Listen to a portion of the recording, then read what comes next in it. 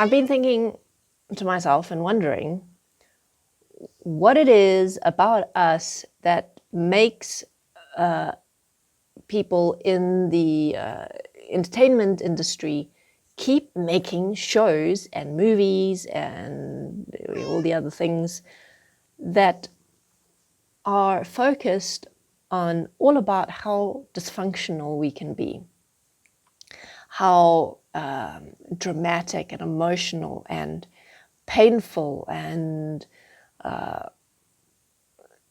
properly broken we can be.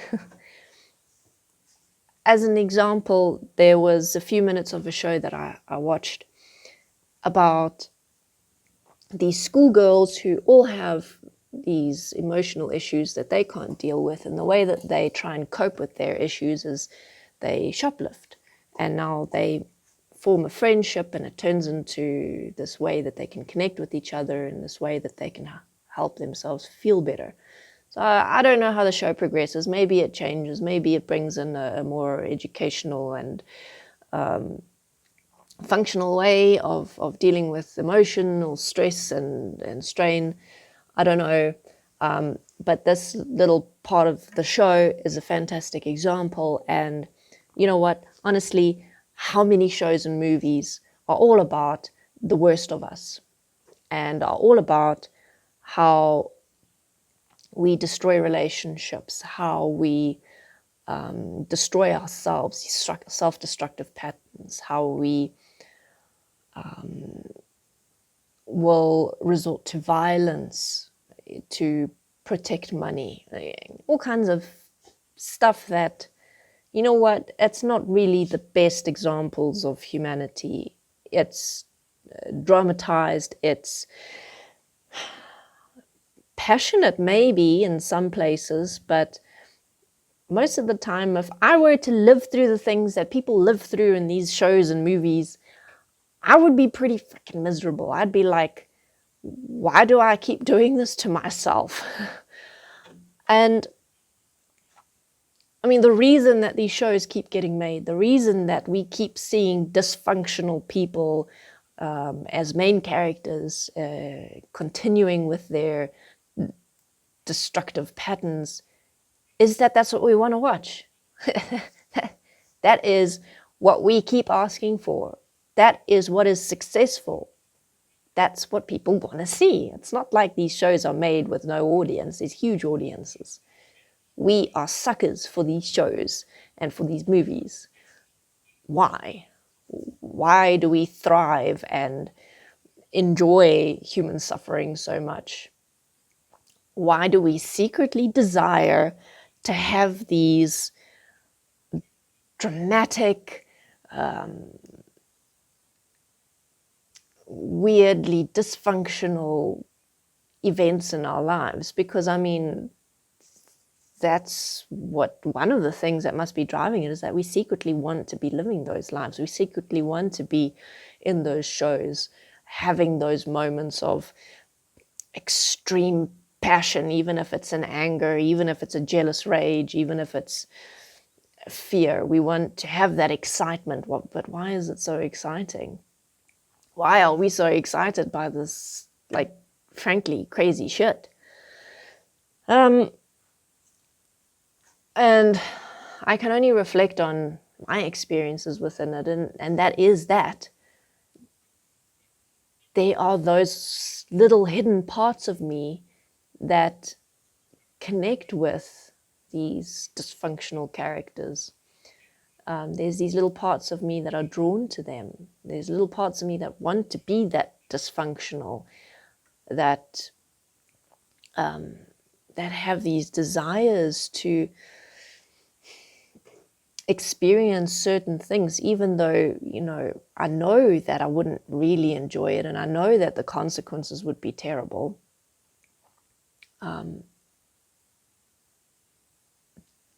A good example of this would be a partner in a long-term committed relationship having an affair, cheating on their partner.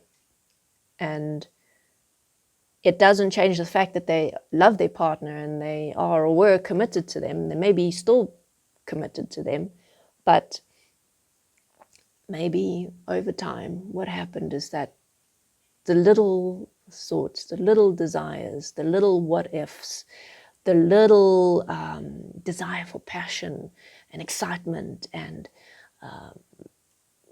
something different, over time developed to this actually really, really big experience within them, that one day they met someone that triggered that bundle of repressed desires, and they very nearly couldn't help themselves because it all just came gushing out all at once.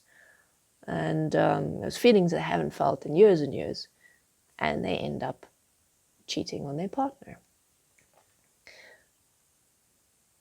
So the way to address all of these things is, what I do is, okay, when one of these little secret desires come up, when there's a little thought that goes running through my head, when I relate to a TV show or a movie or a character or something that, when I look at it more objectively, is a little bit twisted, I know I need to look at, okay, what is it actually here that's going on within me? Why am I connecting with this? What is it triggering within me?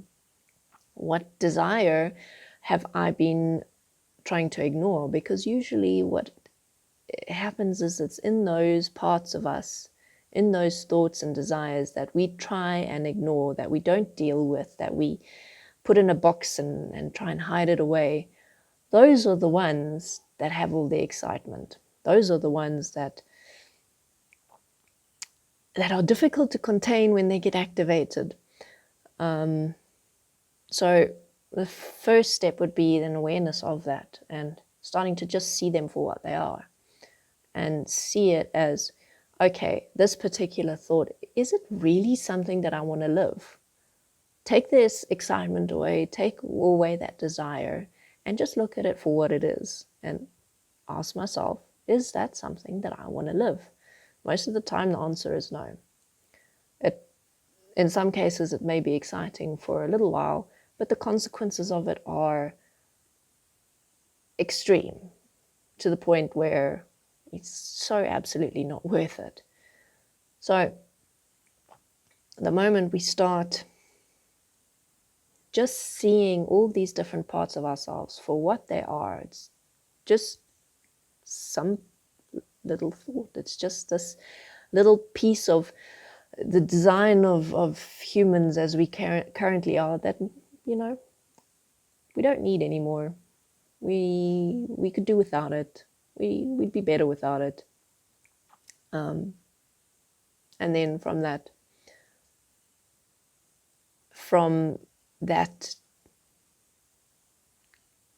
decompressing of the emotions around these little secret desires and things, it makes it a lot easier to just kind of let them go, because when you see them for what they are, they're just not that exciting anymore.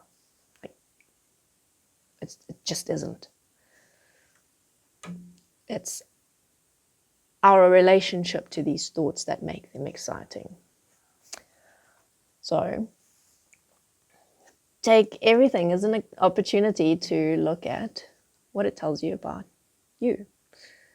And you might learn some very interesting things about yourself that might prevent you from making some mistakes later in life. All right. Thank you for watching. You're going to see me next time.